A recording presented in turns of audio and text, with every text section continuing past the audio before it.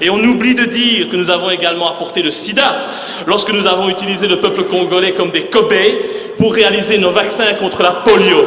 Désinformation et hypocrisie une fois de plus.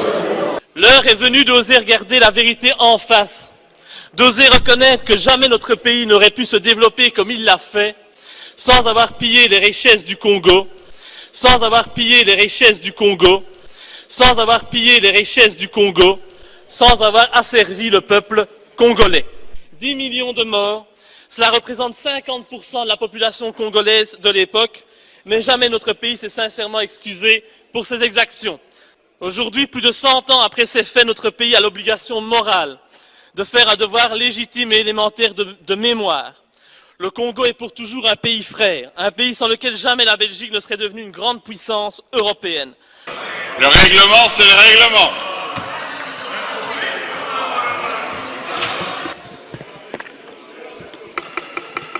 Cinq minutes, Monsieur le Président, c'est parti. Chers collègues, un pays ne peut se grandir qu'en ayant le courage de regarder en face son histoire et de reconnaître ses crimes et ses erreurs passées. En ce sens, et afin de créer une nouvelle collaboration saine, éthique et respectueuse entre notre pays et la République démocratique du Congo, je pense qu'il est notre devoir, comme l'ont fait avant nous d'autres anciennes puissances coloniales, d'ouvrir les pages les plus sombres de notre histoire. L'heure est venue d'oser regarder la vérité en face, d'oser reconnaître que jamais notre pays n'aurait pu se développer comme il l'a fait, sans avoir pillé les richesses du Congo, sans avoir asservi le peuple congolais. De nombreux bâtiments bruxellois, comme le Cinquantenaire, le musée de Tervuren, ont été construits avec le sang du peuple congolais. De grands projets, comme le port de Zeebrugge, ont été financés par les richesses du Congo. Le travail forcé imposé par Léopold II, le roi des Belges, avec l'assentiment du Parlement entre 1885 et 1908 ne s'est pas fait sans mal.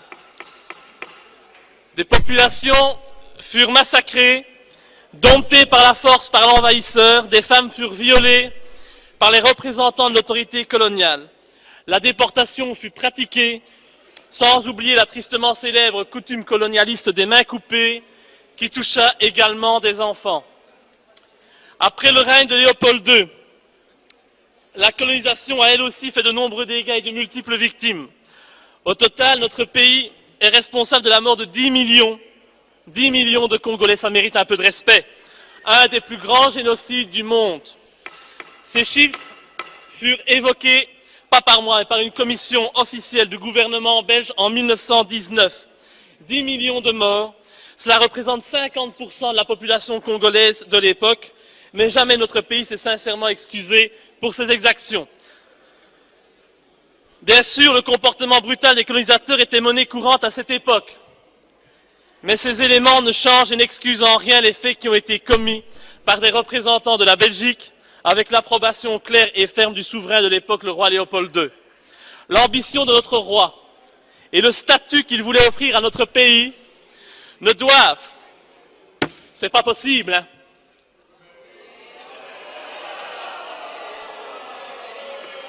respectez, s'il vous plaît, les morts au niveau du Congo.